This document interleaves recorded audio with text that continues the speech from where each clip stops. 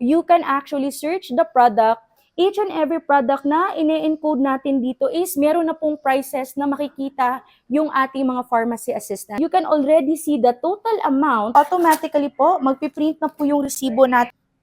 Hi everyone, this is Rose from BitPOS. Hello everyone, this is May from BitPOS. And in this video, we are going to show you po yung setup for pharmacy businesses with a frontliner or ordering station, kung saan we'll be using our BitPOS MO ticket for the ordering setup. So before we start the process po, let me introduce the device that we'll be using in this video. So I do have here my MO ticket po. Yung pinili ko, it's a clipback scanner and an Android phone setup po with a printer po for the printout of the order later on during the transaction po. And here, si May naman, can you show us kung ano yung mga devices na meron ka? For cashiering side, we have a monitor here, we have a keyboard, and our scanner, and our printer. Alright, okay. So in this process po, ang gagawin po natin, we have this handy ordering station kung saan ito yung ginagamit ng ating mga pharmacy assistant. Pwede pong bitbitin ng ating mga pharmacy assistant yung ating ordering station for yung ating MO ticket. So, let us show you the process po. The first step na gagawin po is to take an order during the transaction po. So, you have an option to use a clipback barcode scanner. So, this is my scanner. Ayan, kung nakikita niyo po, may ilaw po siya.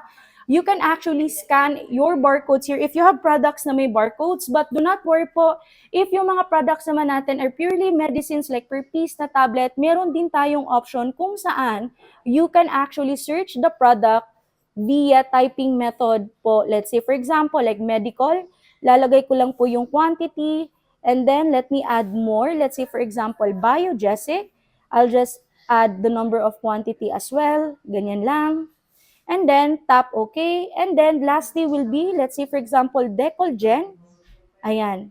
And then tap OK po, input the quantity. One thing that you will notice here po is that each and every product na ine-encode natin dito is meron na pong prices na makikita yung ating mga pharmacy assistant. And of course, at the end of the transaction po, you can already see the total amount, which is 140 pesos, which pwede po nating i-print siya using our Bluetooth printer. So in my sample po, I do have here the printout, and this one po, it's our SO number 466 po. So eto po yung gagamitin ni May. Sorry, it's 366 pala.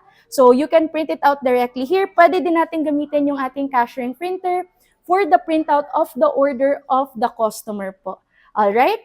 So, once na-punch na lahat ito, then the next step will be in our POS cashiering. Can you show us, May, paano siya nag-work? So for our cashiering side, you just have to tap the SO and enter the SO number. 366. 366. Yes. So tap OK. And as you can see, meron na pong lumabas na mga items na tinake ng order ng ating, or si Ma'am Rose. So we have a ibuprofen medical, paracetamol biogesic, and our paracetamol Decolgen with a total of 140 pesos. Correct. That's correct, May. You just have to tender sales. Yes. And input the amount and tap OK. Ayan. So, during tendering process po, automatically po, magpiprint na po yung resibo natin. And if we have a cash drawer connected here, the cash drawer will automatically open. So, that is our sample receipt po. So, one thing that is really nice on this type of automation po is that hindi na kailangan na i-encode ulit ni cashier yung mga tinitake na order ng ating order taking side. So, it's very compact. We have two devices here. And a clipback scanner already, pwedeng bitbitin. And in our cashiering side, it's very direct to the point. Alright? If you want to know more on how our system works for this setup po sa pharmacy with a frontliner order taking station na meron tayong MO ticket, you may message us in our Facebook page or you may also book an online demo. So see you on our next video. Bye!